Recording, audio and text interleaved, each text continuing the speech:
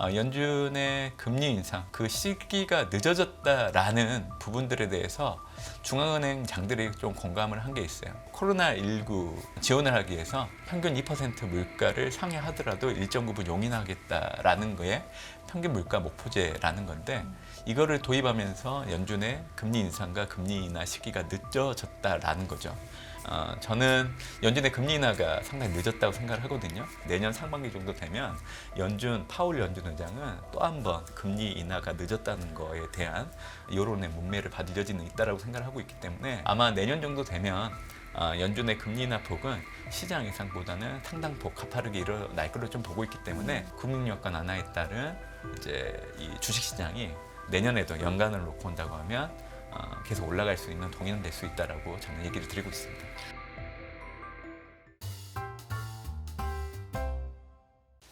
네, 굿모닝 인포맥스 함께하고 계십니다. 계속해서 시장 얘기 나눠보도록 하겠습니다. 대신증권 리서치센터 문남중 수석연구위원 나와 계십니다. 안녕하세요. 안녕하세요. 안녕하세요. 미증시 혼조를 보였지만 다우는 그래도 최고치 마감이고요. 네, 잭슨홀 이후의 시장 분위기 어떻게 흘러가고 있는 건지 점검 좀 부탁드릴게요. 어떻게 보고 계세요? 아마 8월 초 미국의 경기 침체 고조되면서 금융시장의 변동성이 상당히 커졌는데요. 네. 그 이후 추이를 놓고 온다고 하면 결국 경제지표에서 답을 찾을 수 있었죠. 결국 연준의 금리 인하, 이제는 9월 FMC를 통해서 금리 인하는 기정사실화됐기 때문에 네. 이 연준의 피복 기대감이 사실 그 혼란을 잠재우면서 다시금 그 혼란이 발생하기 이전 수준으로 주가가 올라와 있는 상황입니다. 그렇기 때문에 너무 식상한 요인일 수 있지만, 여전히 올해 미국 대선 이전까지는 연준이 금리를 인하한다. 그리고 9월 실질적으로 금리 인하를 하게 된다고 하면 올해 남아있는 연말까지 몇 차례 정도 금리 인하를 할까 관심이 좀 높아지면서, 궁극적으로 내년도 이제 연준이 어느 정도 수준까지 금리를 내릴지에 대해서 관심 많이 높아질 겁니다. 그게 바로 증시가 올라갈 수 있는 동력이기 때문에 저는 짧게 보면 9월 FMC 이전까지는 지금 현재 미국 증시 흐름들이 우상향할 수 있는 추이는 분명히 있다고 생각을 하고 있고요. 네. 결국 지금은 엔비디아 실적에 모든 사람들이 관심을 갖다 네. 보니까 그 경계심에 주가에 호불호가 좀 나타나고 있다고 생각을 하고 있는데, 저는 엔비디아 주가에 대해서는 앞으로도 계속 올라갈 여지는 있다고 생각을 하고 있고요. 어차피 올해 2분기 매출액 영업이익은 전분기와 비교했을 때 이를 상회하는 흐름들. 다만 이제 중요한 거는 3분기 가이던스를 어떻게 또 얘기를 해줄지에 대해서 주목을 하는 것 같아요. 저는 3분기 가이던스 역시 그렇게 부정적으로 이렇게 가늠할 여지는 없다라고 생각을 하고 있기 때문에, 오히려 엔비디아 실적 발표만 끝나게 된다고 하면 오히려 기존의 추세를 계속 유지하는 흐름들 계속 나타나지 않을까 생각을 하고 있습니다. 아주 짧게는 엔비디아 실적, 조금 더 멀리 가보면 FOMC까지도 긍정적이시고, 또 미국 대선 이전까지도 조금만 더 멀리 보면 네네. 긍정적이다라는 의견을 고수하고 계시는데, 엔비디아 실적은 이제 우리가 다음에 또 뒷 코너에 얘기를 좀 해보도록 하고, 조금 더 거시적인 얘기로 가보도록 하죠. 금리를 지금 25bp냐 50bp냐 이걸 가지고도, 또 몇 차례냐 가지고도 의견이 좀 분분하잖아요. 그리고 25bp를 할 경우에 50bp를 할 경우에 시장의 반응이 어떨 것인지, 과연 긍정적이기만 할 것인지, 이런 데서도 좀 갈리는 것 같습니다. 어떻게 봐야 될까요? 먼저 잭슨홀 얘기해야 네. 될 것 같은데요. 사실 잭슨홀 미팅은 뭐 네. 미시적인 얘기를 하는 자리는 아니고요. 거시적인 관점에서 정책 방향에 대해서 이제 논하는 자리인데, 네. 이번에 이례적으로 파월 연준 의장이 직접적은 아니더라도 이제 통화 정책의 변화를 주의시켜야 됐다라는 발언을 했죠. 이게 결국 9월 FMC를 앞두고 연준의 금리 인하를 기정사실화하는 대목으로 시장이 해석하고 있는 것 같습니다. 네. 이 정도까지입니다. 여기서 더 추가 해석을 하면 안 된다 저는 생각을 하고 있는데요. 그런 차원에서 9월 FMC에서 50bp 금리 인하, 저는 현실 가능성이 좀 낮다라고 생각을 하고 있고요. 그러니까 시장에서 그 그레주얼인가요? 점진적인 뭐 이런 표현을 파월 의장이 좀 의도적으로 안 썼다. 그러니까 50bp를 열어둔 것이다. 이런 해석도 좀 많던데, 이거는 너무 과했다라는 말씀이세요? 저는 그렇게 생각해요.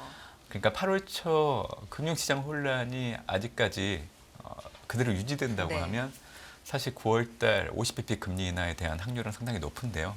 아시다시피 지금 8월 초 금융 혼란은 거의 잠재워진 상황이고요. 또 그 시발점을 놓고 온다고 하면 여러 가지 얘기가 있는데, 네. 사실은 미국 경기 침체를 염두에 두고 이제 엔캐리 트레이드 자금 청산하게 된 우려도 커진 부분입니다. 네. 근데 엔캐리 트레이드 청산이라는 부분들도 한 변수로 놓고 이렇게 생각을 하는 부분들이 있는데 사실 그거는 이제 부수적인 요인이고요. 결국 미국 경기 침체라는 부분들이 혼란을 일으켰는데 지금 발표되고 있는 미국의 경제 지표를 보면 미국 경기 침체를 시사하는 경제 지표 발표는 없어요. 그리고 다음 주 같은 경우에도 중요한 이번 주죠. 이번 주 이제 발표되는 경제 지표를 놓고 온다고 하더라도 30일 날 미국의 7월 PCE 발표 앞두고 있는데 네. 근원과 헤드라인이 전년 동월 대비 2.5, 2.6인데 지금 블룸버그 예상치는 2.6, 2.7 정도 나와요. 조금 올라간다고 예상을 하고 있는데 보통 이제 미국의 물가 지표 CPI가 먼저 발표가 되잖아요. 네. 근데 PCE는 그동안 CPI 전체를 그대로 밟아본 상황이기 때문에 저는 블룸버그 예상치는 30일이 다가올수록 이제 전월보다는 예상치가 좀 낮아지는 형태로 갈 걸로 좀 보고 있기 때문에 7월 PCE 결과 역시 연준의 피봇에 대한 기대를 연속성을 가지게 하는 요인으로 작용할 여지가 있다라고 생각을 하고 있기 때문에 그래서 연준 입장에서는 사실 50bp 금리 인하를 할 명분들이 많이 사라졌다고 생각합니다. 그리고 만약에 50bp 금리 인하를 한다는 거는 지금 미국 경제에 분명히 문제가 있다라는 거를 연준 스스로 자명하게 얘기를 해주는 거기 때문에 연준이 50bp 인하를 하면서 그런 부분들까지 내색을 내비칠까? 저는 그러지 않을 거로 좀 보고 있거든요. 그래서 결론적으로 말씀드리면 두 가지. 50bp 금리 인하는 미국 경제에 문제가 있다라는 거를 연준 스스로 내비치는 거가 된다는 거. 두 번째는 지금 현재의 미국 금융시장의 혼란이 거의 해소됐기 때문에 그래서 25bp 인하로 시작할 가능성이 상당히 높다라고 저는 생각을 해보고 있고요. 잭슨홀 미팅에서 알아두실 부분들이 있는데 사실 통화정책에 대한 효율성 제고가 주제였어요. 물론 이제 시기적으로 보면 9월 FMC가 있기 때문에 이제 금리 인하 폭에 대해서만 관심을 가지시긴 하는데 그렇죠. 네. 몇 가지 좀 알아두실 만한 얘기들이 있어요. 네. 결국 연준의 금리 인상, 이제 금리 인하까지 포함해서 그 시기가 늦어졌다라는 부분들에 대해서 중앙은행장들이 좀 공감을 한 게 있어요. 그러니까 2020년 10월 달에 평균 물가 목표제라고 코로나19 탈출을 하기 위해서 지원을 하기 위해서 이제 연준이 평균 2% 물가를 상회하더라도 일정 부분 용인하겠다라는 거에 평균 물가 목표제라는 건데 이거를 도입하면서 연준의 금리 인상과 금리 인하 시기가 늦어졌다라는 거죠.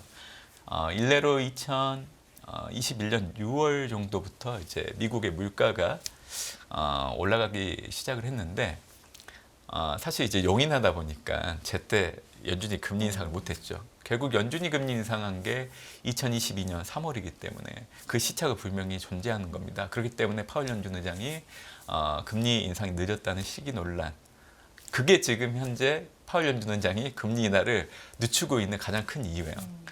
저는 연준의 금리 인하가 상당히 늦었다고 생각을 하거든요. 중앙은행 입장에서는 금리 인하를 할 수 있는 그 시그널이 실질중립금리보다 실질정책금리를 상회하는 게 나타나게 되면 사실 중앙은행은 금리 인하를 단행해도 됩니다. 근데 연준 같은 경우에는 사실 지난해 가시화되고 있었기 때문에 상당히 늦었죠. 그리고 1995년도 이후에 연준이 금리 인상을 중단하고 금리 인하를 단행하기 이전까지 평균적으로 걸렸던 개월수를 보면 8개월 정도 돼요. 그러니까 연준이 지난해 7월 달에 금리 인상을 중단했잖아요. 그래서 이를 적용을 해보면 사실은 올해 1분기 때 3월 FMC 그때 사실 금리 인하를 해도 되는 시점이긴 했었어요. 근데 올해 같은 경우에는 이 물가가 사실 제가 보기에는 이 물가는 정상적인 경로를 가고 있는데 제가 얘기를 해드렸는데 기억을 하실지 모르겠어요. 금리 인상을 하고 있는 구간에서 물가가 떨어지는 속도랑 금리 인상을 중단하고 나서 물가가 떨어지는 속도는 분명히 차이가 있는데 올해 1분기 때는 그 전자, 금리 인상을 하고 있는 구간에서 물가가 떨어지는 그 속도에 기준점을 맞춰놓고 올해 발표되는 미국 물가를 해석하다 보니 당연히 갭이 생길 수밖에 없죠. 그게 바로 혼란을 일으켰고 그때 이후로 이제 연준의 금리 인하 시점이 9월 정도까지 늦춰진 그 계기가 됐던 겁니다. 근데 그게 잘못됐다라는 거예요. 그러다 보니까 연준 입장에서도 시장이 이렇게 생각을 하니 굳이 빨리 내릴 이유는 없다라고 판단을 했기 때문에 이제서야 금리를 내린 겁니다. 근데 제가 보기에는 내년 상반기 정도 되면 파월 연준 의장은 또 한 번 금리 인하가 늦었다는 거에 대한 여론의 문매를 받을 여지는 있다라고 생각을 하고 있기 때문에 일단 연준의 금리 인하는 늦었고요. 그런 상황에서 9월 달에 금리 인하를 하는 것 자체 그나마 하는 게 저는 다행이라고 생각을 하고 있고 아마 내년 정도 되면 연준의 금리 인하 폭은 시장 예상보다는 상당폭 가파르게 일어날 걸로 좀 보고 있기 때문에 그게 어떻게 보면 이제 금융 환경과 연관지어서 생각을 해봐도 금융효과 완화에 따른 이제 이 주식 시장이 내년에도 연간을 놓고 온다고 하면 계속 올라갈 수 있는 동인은 될 수 있다라고 저는 얘기를 드리고 있습니다.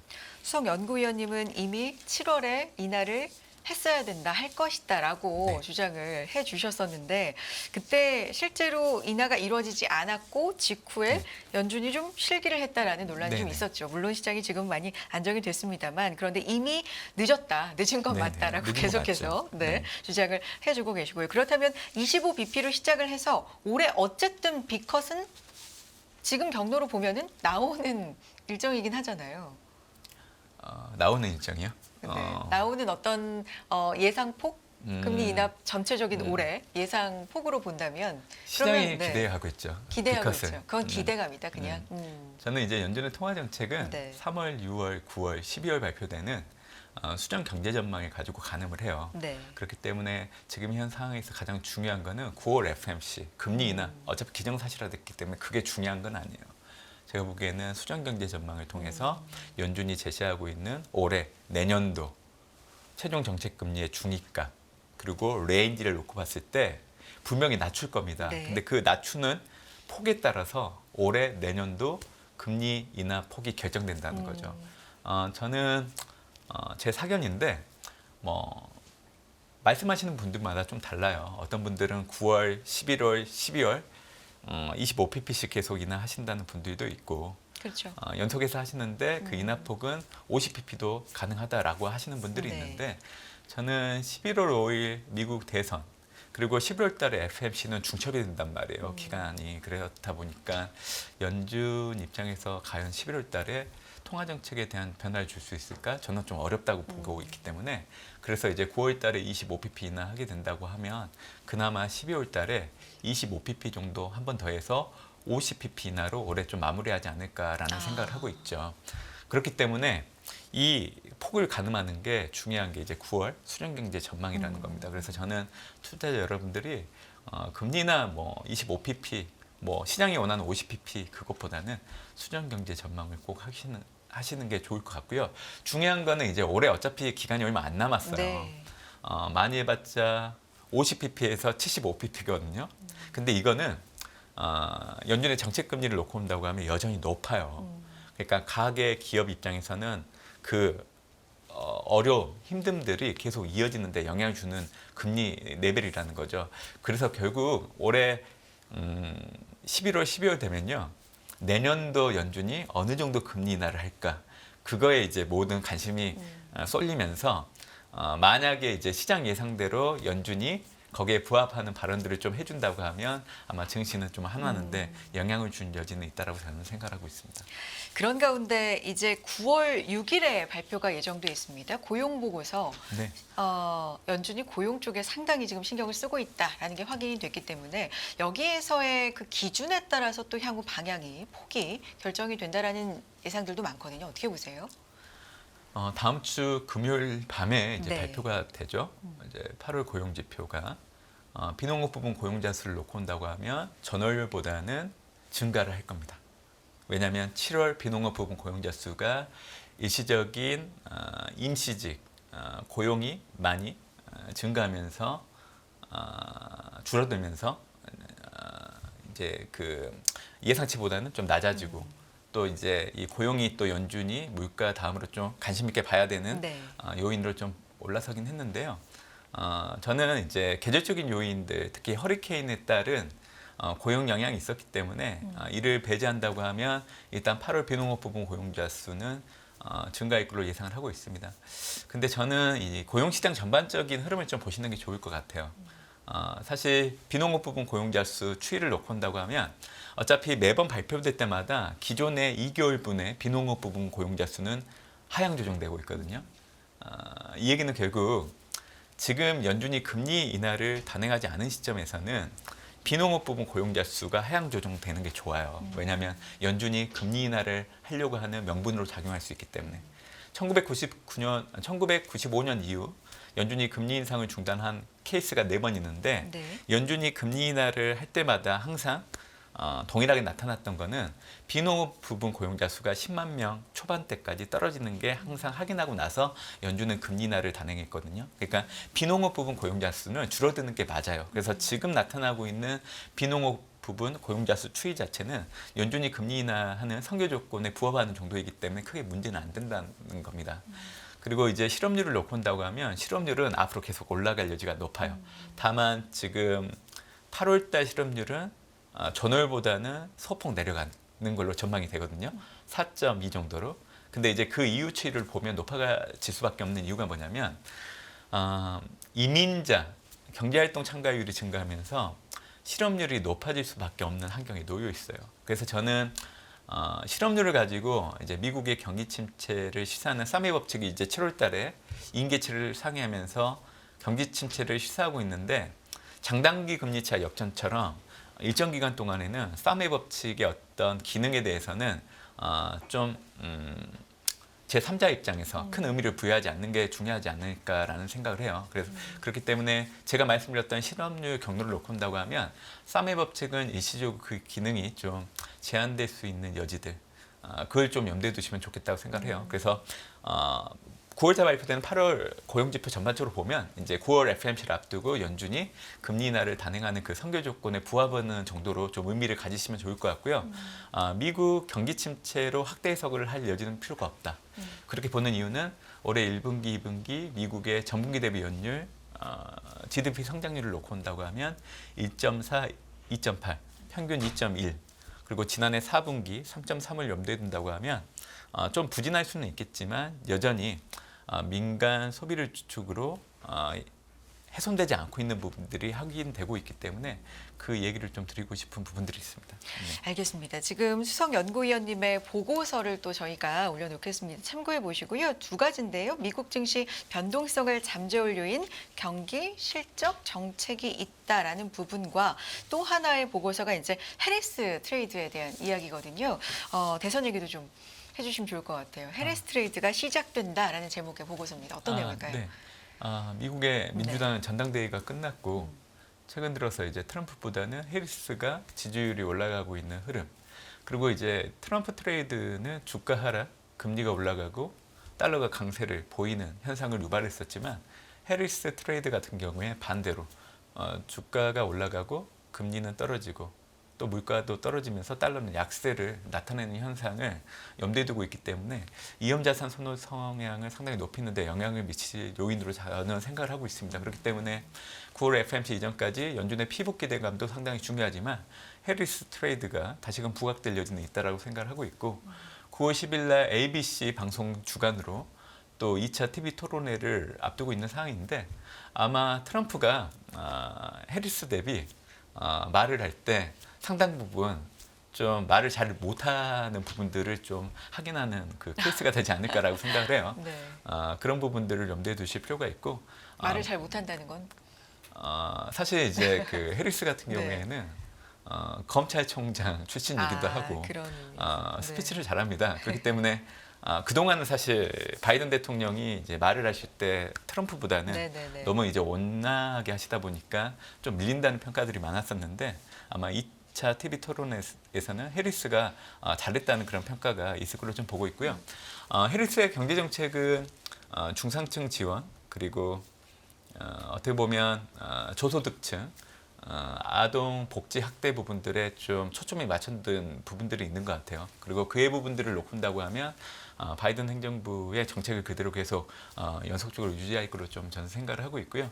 특히 녹색 에너지와 관련된 정책 이건 결국 현 바이든 행정부의 정책을 그대로 가져오는 거기 때문에 올해 2분기 이후로 미국 대선을 앞두고 이제 양당의 전당대회가 끝났기 때문에 한국 투자자분들도 관심 있어 하는 2차 전지, 전기차 뭐 최근에 상당히 부진했고 좋지 않은 주가 흐름을 좀 보이긴 했었지만 미국 대선이 가까워질수록 모멘텀은 분명히 있다라고 생각합니다. 그 주축에는 정책이 있다라고 생각을 하고 있기 때문에 이제 이런 투자 대상을 대상으로 봐서 놓고 본다고 하면 9월 FOMC 짧게는 연준의 피복 기대 그리고 해리스 트레이드를 바탕으로 이용 선호 심리가 높아지는 흐름들을 계속 연출할 여지는 상당히 높다라고 저는 생각을 하고 있습니다. 네. 국내 주식하고 미국 주식하고의 이 회복의 어떤 정도, 탄력의 정도가 너무나 다르고 뭐 이런 부분도 좀 달리 가고 있는 부분들이 안타깝기는 하지만 좀 전략을 달리 가져가 봐야 될까요? 앞으로는 어떤 흐름 예상하고 계십니까? 미국 증시가 올라갈 네. 때 한국 증시가 도로 올라가고 떨어질 때는 훨씬 더 많이 떨어지고 이런 흐름들은 앞으로도 계속 이어질 여지는 있다라고 생각을 해요. 최근에 한국은행에서 우리나라의 이 중국향 수출과 관련해서 앞으로 좀 수출 흐름들이 좋지 않겠다는 그런 보고서가 하나 나왔거든요. 그거를 한번 보시면 되게 좋을 것 같아요. 저도 이제 국내 증시를 놓고 봤을 때 두 가지를 보는데 이제 글로벌 디램 가격하고 우리나라 수출 증가율, 특히 품목별, 지역별로 놓고 봤을 때 반도체, 중국 쪽을 항상 확인하고 있는데 7월 수치를 제외하면 6월 이전까지 정부에서는 이제 몇 개월 연속 증가하고 있다라는 부분들만 강조하지만 금액하고 증가율을 보면 둔화되고 있거든요. 저는 그게 이제 국내 증시가 상승 탄력이 떨어지는 주 요인이지 않나라는 생각을 해요. 사실 지난해 기준으로 중국이 수입을 했던 국가들의 비중을 놓고 본다고 하면 러시아, 인도, 아세안 중심의 수입 비중이 많이 월등히 높아지고 있고요.